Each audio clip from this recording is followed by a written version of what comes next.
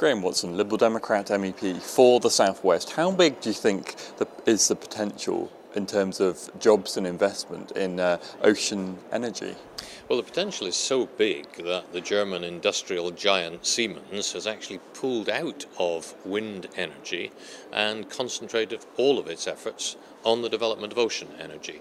There is already a big demonstrator project in Strangford Lough in Northern Ireland.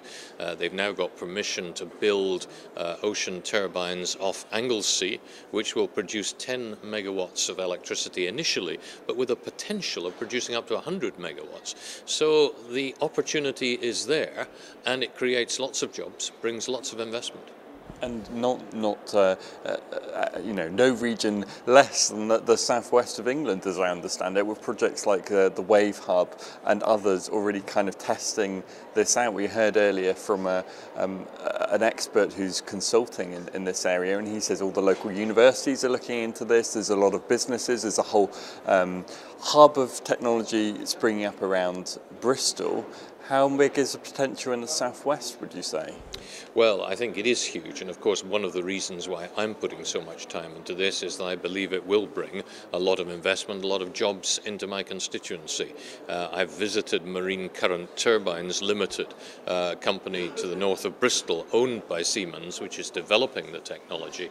I've spoken to people like GL Garad Hassan in Bristol. I've been down to Falmouth to talk to the harbour commissioners and others about some of the experiments that are going on down there. I think there is a huge potential for the Southwest as Britain's, indeed Europe's, first marine energy park to be at the forefront of this technology.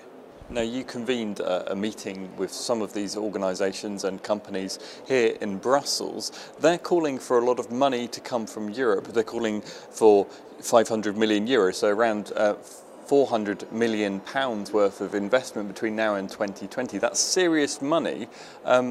Will some of that be coming to the southwest, and do you think they can get it?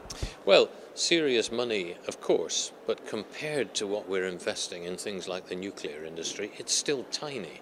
We ought to be doing more to produce clean, affordable, renewable energy. And that's why I brought together today representatives of the industry with representatives of the European Commission and other MEPs to hammer home that message. If we're going down the renewables route, as we need to be to save the planet, then let us not overlook the huge potential already being developed of marine energy. A lot of it is still theory rather than practice. There are some working models, I understand. How convinced are you that this is technology that can work for the southwest of England? Well, what we know already works in practice is the idea of putting turbines underwater. If you imagine a wind turbine that you turn upside down and put it underwater, it's not dissimilar. The ocean current, normally a tidal current, will drive the turbine and produce electricity. We know that can be done. There are a lot of experiments going on with wave energy.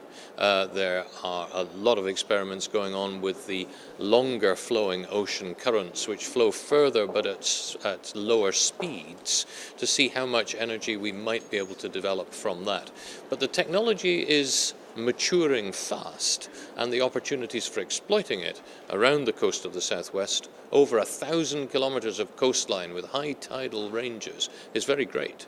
I mean, the industry talking extraordinary numbers, really. They're talking about the potential to generate 2 gigawatts of power by 2020 in the southwest, compared to nuclear in the southwest, which would also generate, they say, around 2 gigawatts of energy. So, this is a great deal of power that could be generated, they say. The scientists tell us it can be done. What is required is the political will to get behind it and make it possible. And that's really what I wanted to finish by asking you. Do you think there is the political support, both back home, but also out here in Europe, to invest in this kind of technology? There will certainly be support from the European Union research funds. We've had support from the framework, the seventh framework programme. We will almost certainly get support from the new Horizon 2020 programme.